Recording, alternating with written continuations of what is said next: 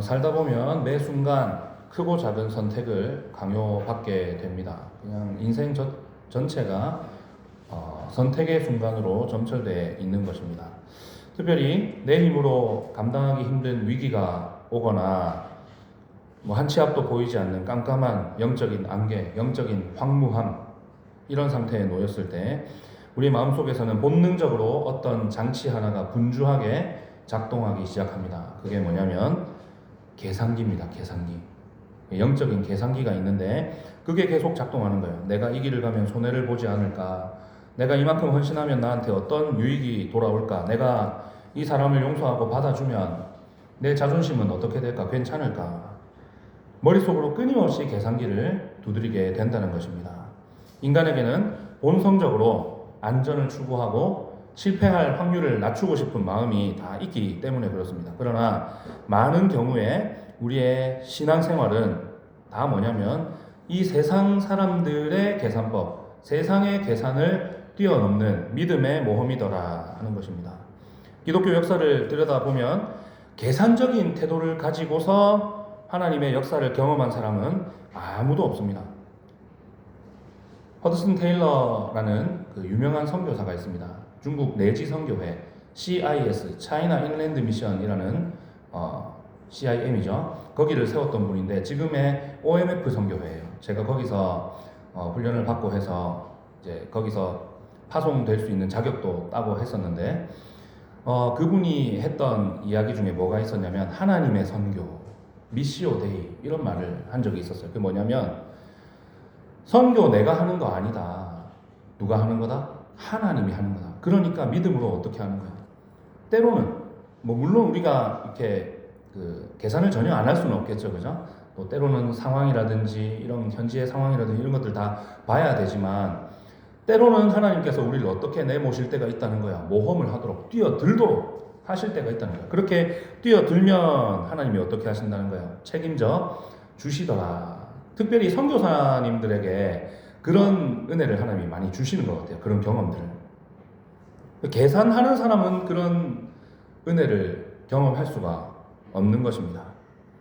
성경이 보여주는 참된 믿음이 뭐겠습니까? 내가 가진 눈에 보이는 어떤 것들 많이 있잖아요. 그죠? 내 재능부터 시작해서 여러 가지 세상에서 우리가 의지할 만한 것들, 마음을 빼앗길 만한 것들이 있단 말이에요. 그런 것들을 의지하는 게 아니라 뭡니까? 살아계신 하나님을 온전히 신뢰하면서 보이지 않는 그 믿음의 발걸음을 내딛는 것이 믿음의 모험이다. 그게 참된 믿음이다 라는 것입니다. 오늘 말씀은 두 사람에게서 극명하게 드러나는 두 가지 완전히 정반대되는 삶의 태도를 대조해서 보여주고 있습니다. 한편에는 누가 있냐면 계산하는 자리에 머물면서 한 걸음도 꼼짝하지 않았던 사울 왕이 있었고요. 다른 한편에는 날카로운 바위 사이를 기어 올라가서 목숨을 건 믿음의 모험을 감행한 요나단이 있었다는 것입니다. 사울 왕이 서 있던 자리가 어디입니까? 지난주에 말씀드렸죠. 기브아 변두리의 석류나무 아래에 머물러 있었습니다. 다 도망가고 없었던 거지만 어쨌든 600명의 군사가 있었고 곁에는 하나님의 뜻을 물을 제사장까지 있었습니다. 물론 이제 그게 모양새만 갖춰 놓은 거죠. 실제로 어떤 그가 신앙적인 뭐가 있어서 그렇게 한 것이 아니고 모양새를 그렇게 갖춰 놓은 겁니다. 그 모양새가 그렇게 있으니까 부족한 게 없어 보여요. 하지만 뭡니까? 블레셋이라는 그 거대한 군대 앞에서 아군과 적군의 숫자 계산하고 이길 수 있을지 없을지 계산하고 하나님이 진짜 나를 버리셨나 안 버리셨나 계산하고 이거 계산하느라 그 석류나무 그늘 아래에서 무기력에 빠져 있는 거예요.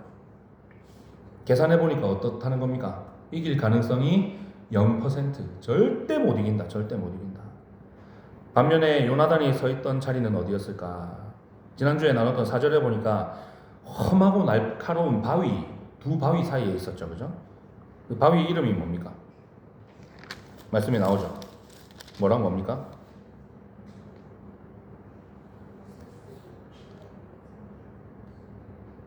뭐라고? 보세스. 4절이죠. 보세스요 세네. 하나는 보세스, 하나는 세네. 요나단은 그 무기든 소년 하나만 데리고 그 거친 바위를 기어오르기 시작합니다. 그 바위가 어떻게 생겼는지 사진으로 한번 보겠습니다. 보여주세요. 그 가운데가 골짜기고 여러분 보시기에 오른쪽이 그 세네입니다. 왼쪽이 보세스래요.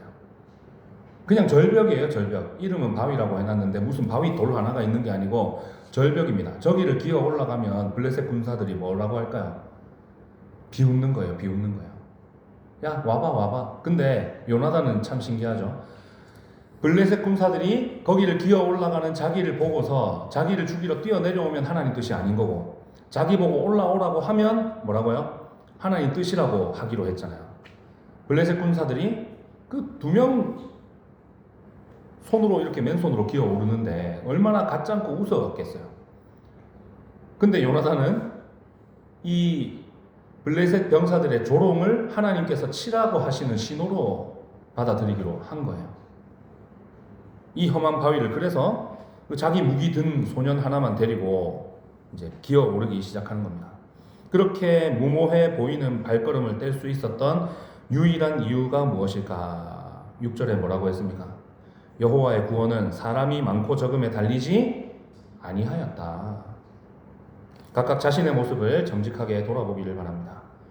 우리는 지금 안락하지만 생명력이 전혀 없는, 안전하지만 뭐 그냥 거기까지인 석류나무 아래 사울로 앉아 있을까? 아니면 거칠고 험하지만 하나님의 살아계심, 하나님의 역사하심을 신뢰하면서 나아가는 그 바위를 기어 올라가는 요나단의 자리에 있을까? 사실 우리의 마음은 두 마음이 늘 싸우죠. 사울처럼 계산하면서 머뭇거리면서도 또 한편으로는 요나단처럼 거친 바위를 기어 오르는 믿음의 모험, 이것들을 다 갈망하고 그 2개 사이에서 이렇게 저울질하고 있습니다. 문제는 항상 이 2 마음이 싸우고 있는데 그 계산하는 마음, 그 망설이는 마음이 이길 때가 더 많더라는 것입니다. 그러다 보면 어떻게 돼요? 그런 경험들이 계속 쌓이면 영적으로 무기력해지는 것입니다. 우리가 영적인 무기력을 박차고 일어나서 하나님의 일하심을 경험하는 참된 모험가가 되기 위해서는 요나단이 가슴에 품었던 그 믿음의 실체가 무엇인가, 이것을 우리가 들여다봐야 된다는 것입니다. 그러면 오늘 말씀이 보여주는 요나단의 행동은 구체적으로 어떤 믿음의 행위였을까? 말씀을 통해 살펴보겠습니다. 첫 번째는 상황을 깨뜨리는 믿음의 모험이었다라는 것입니다. 16절 같이 읽어볼까요? 기브아 베냐민에 있는 사울의 파수꾼이 바라본즉 허다한 블레셋 사람들이 무너져 이리저리 흩어지더라. 사울의 파수꾼들이 멀리 바라보니까 그 무서운 블레셋 군대가 언덕 위에 있잖아요, 그죠? 그냥 갑자기 이리저리 무너지고 흩어지기 시작합니다. 20절에서 사울이 현장에 도착해 보니까 심지어 블레셋 사람들이 얼마나 혼란스러웠던지 지들끼리 칼로 동료들을 쳐 죽이고 있었어요. 자멸하는 대혼란. 이 놀라운 역사의 출발점이 어디였습니까? 요나단과 그 시종, 그 2 사람의 무모해 보였던 첫걸음이었다는 것입니다. 그 사건이 일어나기 직전까지 이스라엘이 지금 어떤 상태입니까? 영적으로 완전히 무기력해져서 마비됐다시피 한 상태입니다. 철제 무기로 무장한 블레셋 군대 앞에서 주눅이 들고 사울 왕은 이길 확률이 없다는 계산이 나오니까 석류나무 그늘에서 안 나오고, 요나단이 딱 여기서 자기 아버지랑 달랐던 거예요. 상황에 압도당해서 계산기 두드리고 있지 않았습니다. 보세스, 세네, 이 거칠고 날카로운 바위를 손으로 그냥 아까 보셨죠? 거의 수직에 가깝지 않던가요? 밑에 절벽 아래쪽은 그 손에 피 흘리면서 올라가지 않았겠습니까? 요즘처럼 클리프 행어 영화 같은 거 보면 왜 줄 타고 이렇게 가는데 그런 장비가 없잖아요. 등산 장비가. 얼마나 힘들었겠어요. 그렇게 올라가서 적진에 직접 몸을 던집니다. 인간적으로 보면 뭐예요? 이건 죽으러 가는 거죠, 그냥. 자살행위입니다. 둘이서 뭐 하겠습니까? 그 수많은 군사들이 있는데. 그러나 요나단이 믿음으로 그 험한 바위를 기어 오르면서 믿음의 모험을 시작했을 때 누가 일하기 시작하는 거예요? 하나님께서 침묵을 깨뜨리고 일하기 시작하시는 것입니다. 지난주에 나눈 15절에 보면 요나단이 들이닥치니까 들판에 있는 블레셋 군사들이 떨었고 땅이 어떻게 했다? 진동했다 라고 말씀합니다. 하나는 진짜로 초자연적인 지진이겠죠, 그죠? 첫 번째는. 그리고 그 의미는 뭘까요? 걔들이 그걸 겪고 나서 떨었대요. 하나님께서 신령한 두려움을 그 블레셋 진영에 확 그냥 덮어 버리신 겁니다. 이렇게 하나님의 일하심은 우리가 완벽한 환경을 딱 만들고 안전이 보장됐을 때 나타나는 게 아니에요. 오히려 뭡니까? 아무것도 보이지 않는 그 깜깜한 속에, 그 가운데서도 말씀을 붙들고 바위를 기어 오르는 것과 같은 그 순종의 발을 떼어 놓을 때 비로소 하나님의 역사가 시작이 된다는 것입니다. 요나단 한 사람의 모험이 그냥 대치 상태잖아요. 그냥 보고 언제 싸우나 누가 먼저 쳐들어오나 보자 하고 있던 그 국면을 한 번에 뒤엎어버리고 막힌 상황을 깨뜨려버리는 영적인 분수령, 영적인 도화선이 되었다라는 것입니다. 지금 우리가 각자 마주하고 있는 인생의 장벽들이 다 있습니다. 고난 없는 사람 없고 문제 없고 위기 없는 인생 없습니다. 취업의 문제도 있을 수 있고 도무지 해결될 기미가 보이지 않는 재정 문제도 있을 수 있고 밑빠진 독이죠, 그죠? 자식 키우느라 뭐 하느라. 건강의 위기는 어떻습니까? 연세가 들어갈수록 이제 몸이 잘 안 낫죠, 병원 가도. 방황하는 자녀들, 이런 것들 때문에 내 영혼이 짓눌려 있고 깊은 무기력과 영적 침체를 경험하고 있을 수 있다는 것입니다. 그 장벽 앞에서 우리가 무엇을 하고 있을까? 사울 왕처럼 내가 가진 자원과 형편을 계산하면서 이래서 안 되고 저래서 안 된다고 석류나무 아래에 주저앉아 있는 것은 아닌지. 장기 결석 중인 성도들을 신방해 보면 우리 교회 아닙니다. 편찮으셔서 장기 결석 중인 분은 뭐 어쩔 수가 없잖아요, 그죠? 그런 분들 말고 나이도 뭐 젊고 몸도 건강한데 안 나오는 사람들, 이런 사람들 이렇게 신방해 보면 이런 대답을 많이 해요. 내가 상황이 조금만 더 좋아지면 출석할게요. 내가 좀 형편이 조금만 괜찮아지면 뭐 온전한 11조 드리고 구제도 할게요. 마음의 여유가 조금 생기면 그때 나와서 예배 드리고 나와서 기도할게요. 이게 믿음이 아니라는 거예요. 상황이 다 풀리고 안전해질 때까지 기다리는 것은 세상 사람들이 계산하는 모습과 전혀 다르지 않죠. 우리가 신앙생활이 무슨 여유가 있어서 하는 거 아니잖아요. 우리가 친목회하러 여기 온 거 아니고요. 살기 위해서 나온 거예요. 살기 위해서 나온 거예요. 죽고 살고가 여기 달려있는데 왜 이거를 형편이 나아지면 하려고 그래요? 당장 뛰어들어야지. 그렇지 않습니까? 그래야 그 형편이 누구 형편 되는 거예요? 내 형편이. 하나님 형편 되는 거예요. 그러면 그 문제가 무슨 해결된다는 얘기를 하려는 게 아니라 하나님이 함께 하시면 문제 가운데서도 위기 가운데서도 우리는 뭘 누리는 거예요? 평안을 누리는 거예요. 그런 사람이 어떤 인생인 겁니까? 형통한 인생이 되는 것입니다. 하나님이 지금도 살아 역사하심을 정말로 믿으신다면 비록 거친 바위를 기어 오르는 그런 수고와 고통이 따를지라도 우리가 어떻게 해야 되겠습니까? 순종하고 하나님 말씀에 자기의 인생을 걸어봐야 되는 겁니다. 기도의 무릎을 꿇어야 됩니다. 우리가 인간적인 그 계산을 하던 것들 다 뭡니까? 십자가 앞에 내려놓고 믿음의 모험을 시작하면 이제 누가 그 문제에 개입하신다고요? 하나님께서 그 굳게 닫힌 상황을 깨뜨리시고 일하시는 초자연적인 역사를 보게 되는 것입니다. 제가 일할 때 딱 그 경험을 했어요. 야, 이거 계속 재정이 구멍이 나고요. 메꿔도 안 되는 거야. 하나님이 정말 희한한 방법으로 저를 딱 거기서 멈추게 하시고 원래 자리로 돌아오게 딱 만드시잖아요. 여러분이 다 지켜보셔서 아시는 줄 믿습니다. 두 번째는 하나님의 주권에 순종하는 믿음의 모험이었다라는 것입니다. 요나단 덕분에 블레셋 진영이 혼란스러워졌어요. 소동이 일어납니다. 사울이 갑자기 그걸 보자 아주 경건한 왕인 것처럼 행세하면서 뭐 가져오라고 명령합니까? 하나님의 궤를 가져오라고 명령을 합니다. 그러나 여러분 이거 어디서 많이 보지 않았어요? 사무엘상 4장의 비극의 주인공 누굽니까? 홈니와 비느하스를 떠올리게 만드는 장면 아니에요? 과거에 그들은 회개하지도 않고 하나님을 경외하지도 않고 전쟁에 이긴다. 이거 있으면 전쟁에 이긴다 하고 언약궤 들고 나왔어요. 그러니까 무슨 부적 같은 걸로 생각한 거예요. 주술적인 도구로. 그랬다가 어떻게 됐습니까? 전쟁에서 졌죠 뭐. 언약궤는 뺏겼습니다. 블레셋한테. 지금 사울이 정확하게 그걸 그대로 답습하고 있는 거예요. 그러니까 아히야를 여기 제사장 에봇 입혀갖고 왜 데려다 놓은 거야? 그 홈리와 비느하스가 한 그 일 하라고 데리고 온 거야. 언약궤를 여기 왜 들고 와요? 저 갖고 또 뺏기려고요? 한 번 이미 뺏겼잖아요.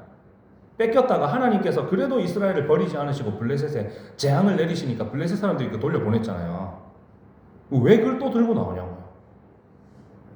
하나님과의 참된 언약에 관계없이 지금 사울이 어떤 상태예요? 하나님한테 버림받았거든요. 하나님과의 그런 관계없이, 그 관계 회복 없이 이 상황에 처해 있다고 해서 그가 회개하면 하나님이 안 받아주실까요? 받아주신다니까요. 정신 못 차리고 있는 거예요.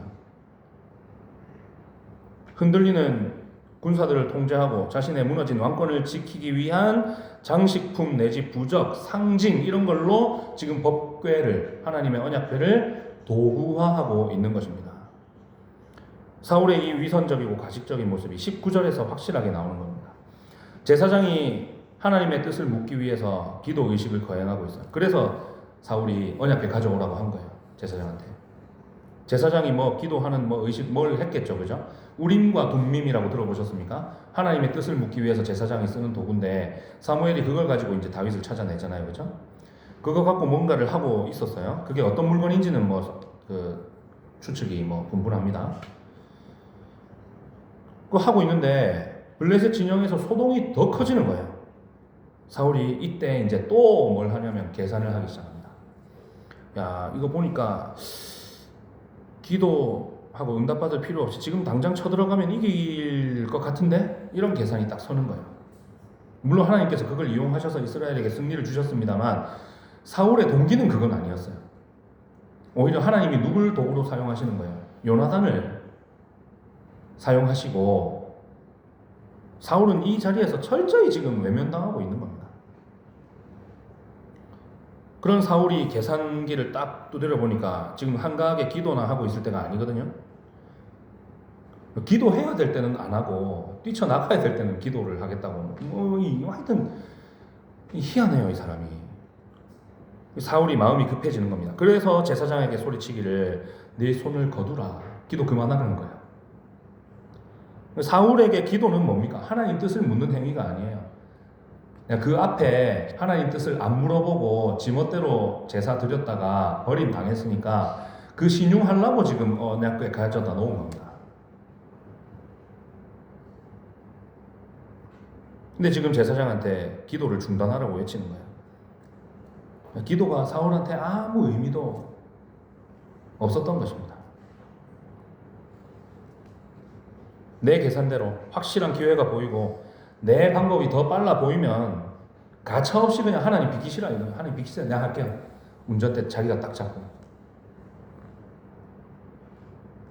이게 사울이 가졌던 불신앙의 실체였습니다.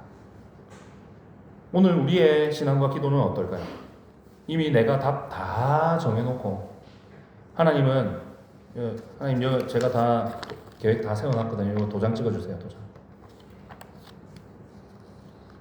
이걸 뭐라고 하냐면 답정너라고 합니다. 요즘 답정너. 답은 정해져 있으니 너는 그냥 따라오기나 해. 하나님께 우리가 답정너의 태도를 가지고 있지는 않은지, 내 생각과 다르게 상황이 흘러가거나 아니면 내 계산보다 더 빨라 보이는, 더 형통해 보이는 세상적인 지름길이 보이면 제사장을 그냥 손을 멈추라고 하듯이 기도의 무릎을 탁탁 털어버리고 일어나서 세상 사람들과 똑같은 방식으로 달려나가버리는 우리의 모습은 아닌지. 진짜 믿음의 모험은 뭐예요? 내 계획에 하나님 끌어들이는 게 아니고 뭡니까? 하나님의 크신 주권을 인정하고 그 하나님의 계획에 내가 뛰어드는 것, 내가 기꺼이 굴복시키는 것이라는 사실을 기억하시기 바랍니다. 그래서 하나님을 내 성공과 내 형통을 위한 도구로 전락시켜서는 절대로 안 되는 것입니다. 성경에 그 어디에도 내가 헌금 많이 하면 그 헌금 하나님이 튀겨서 돌려주신다 이런 말씀 하신 적 없고, 그렇잖아요. 그 어디에도 세상적으로 형통할 것을 약속한 곳이 성경에 어디에도 없어요. 부수적으로 하나님이 우리를 형통하게 하실 수 있죠, 그죠? 있으나 그게 진짜 복이 아니라는 거예요. 내 계산으로는 손해를 볼 것 같은 그런 길이라 할지라도 뭐라면 하나님의 말씀이라면, 하나님이 말씀하시면 기꺼이 내 계산기를 팽개치고 순종하는 진짜 믿음의 모험에 뛰어드는 저와 여러분 되시기를 축복합니다. 세 번째는 이 요나단의 모험은 공동체를 깨우는 믿음의 모험이었다라는 것입니다. 사울이라는 무기력하고 계산적인 그 지도자 아래에서 당시에 이스라엘 백성들은 진짜 패배주의에 완전히 물들어가지고 오합지졸이 다 되어 있었습니다. 21절, 22절에 그 참담한 모습이 고스란히 나와 있죠. 21절, 22절 같이 21절 먼저 한번 읽어볼까요? 시작. 전에 블레셋 사람들과 함께 하던 히브리 사람이 사방에서 블레셋 사람들과 함께 진영에 들어왔더니 그들이 돌이켜 사울과 요나단과 함께한 이스라엘 사람들과 합하였고, 여기 나오는 히브리 사람들이 어떤 사람들이냐면 이스라엘 백성인데 그 전쟁에서 살아남으려고 비굴하게 블레셋 군대에 투항해서 동족들을 죽이는 일에 부역하고 있던 자들. 임진왜란 때 여러분 부외라고 들어보셨습니까? 부외자. 왜군에게 부역하던 조선 사람들이 있었어요. 양반들도 있었고. 그런 겁니다. 일제시대는 이제 친일파가 있었죠. 여기 나오는 이 히브리 사람들이 그런 사람들이에요. 블레셋 사람들 편에 붙어가지고 자기 동족인 이스라엘 치는데 막 이렇게 부역하고 있는 사람들. 그게 살아남는데 유리하다는 계산을 했으니까 블레셋 사람들 편에 붙었다가 지금 어떻게 한 거예요? 블레셋이 질 것 같네. 오케이, 다시 고 해가지고 이스라엘 편으로 돌아오는 겁니다. 기회주의자죠, 기회주의자. 22절 또 읽어볼까요? 시작.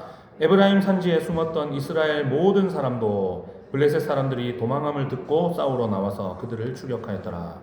이들은 두려움에 사로잡혀서 에브라임 산지 깊은 굴과 숲속에 숨어 떨고 있었습니다. 사울은 600명의 군사를 거느리고도 이 백성들에게 아무런 소망을 주지 못했습니다. 왕이 왔는데도 백성들에게 아무런 힘이 안 되는 거예요. 오히려 공동체 전체를 영적인 무기력의 늪에 빠뜨려 놓은 겁니다. 왜요? 자기가 먼저 무기력하니까. 자기가 바로 서지 못했는데 어떻게 따르는 자들이 바로 설 수 있겠습니까? 그런데 놀라운 일이 일어나는 겁니다. 요나단 한 사람이 목숨 걸고 바위를 기어오르는 그 모험을 시작하니까 이 병들고 잠들어 있던 공동체에 엄청난 체인 리액션, 연쇄 반응이 일어나기 시작합니다.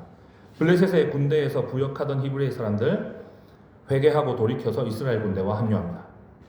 숨어서 벌벌 떨고 제발 지나가라, 제발 지나가라, 제발 못 보고 지나가라.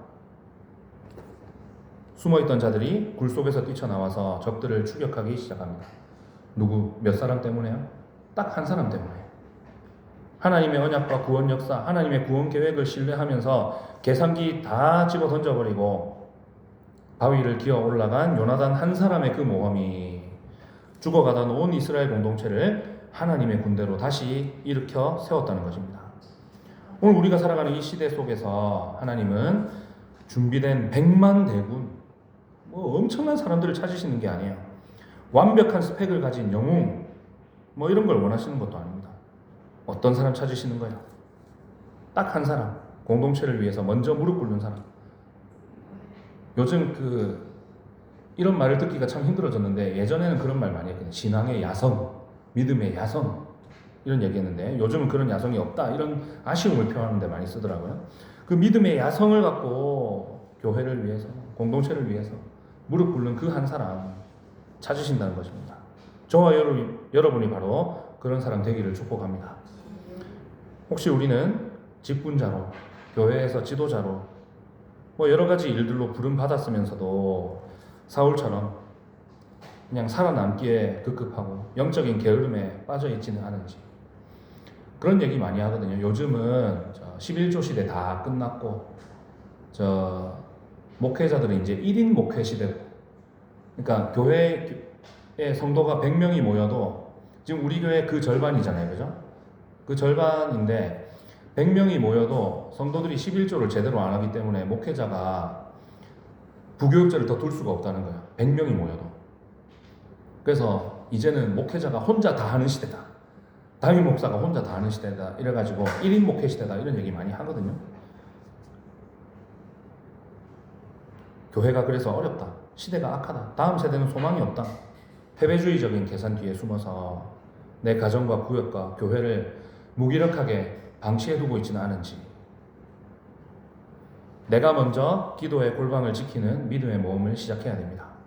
내가 손해를 보더라도 하나님의 말씀대로 거룩하게 살아가는 모험을 선택해 보시기 바랍니다. 내가 속한 구역과 내가 속한 부서에서 아무도 몰라줘도 먼저 땀 흘려서 눈물로 섬기는 헌신의 발걸음을 한번 떼보십시오. 어떤 일이 일어나겠습니까? 세상과 타협하면서 하나님 없이 살아가던 자녀들이 돌이키게 될 것입니다. 두려움에 숨어서 영적인 무기력에 빠져있던 그런 성도들이 일어나서 같이 기도의 무릎을 꿇게 될 것입니다. 한 사람의 믿음의 모험이 잠자는 교회를 깨우고 깨어진 가정을 살려내는 그런 은혜의 마중물이 될 수 있다면, 만약에 우리 산동교회 성도들이 모두가 그런 믿음의 모험에 뛰어들면 어떤 일이 일어나겠습니까? 우리 교회만 바뀌는 게 아니고 이 지역이 바뀌고 이 도시가 바뀌고 나라가 바뀔 줄 믿습니다. 23절 같이 읽어보겠습니다. 시작. 여호와께서 그날에 이스라엘을 구원하심으로 전쟁이 벳 아웬을 지나니라. 결국 이 전쟁의 승리 요인은 뭡니까? 사울의 계산도 아니었고 군사들 숫자 턱없이 부족했죠, 그죠? 그것도 아니었고 뛰어난 전략 전술 그런 것도 아니었어요. 누구였습니까? 하나님이었습니다. 하나님. 요나단이 뛰어들어서 칼 몇 번 휘두른들 몇 명 베어 죽인들 그게 수만 명 되는 적의 군사 앞에서 무슨 큰 피해가 됐겠냐고요. 하나님이 하시는 거예요. 그런데 하나님은 아무것도 하지 않고 석류나무 아래에서 계산기만 두드리고 있던 사울을 통해서 일하지 않으시고 누구를 통해서 일한 겁니까?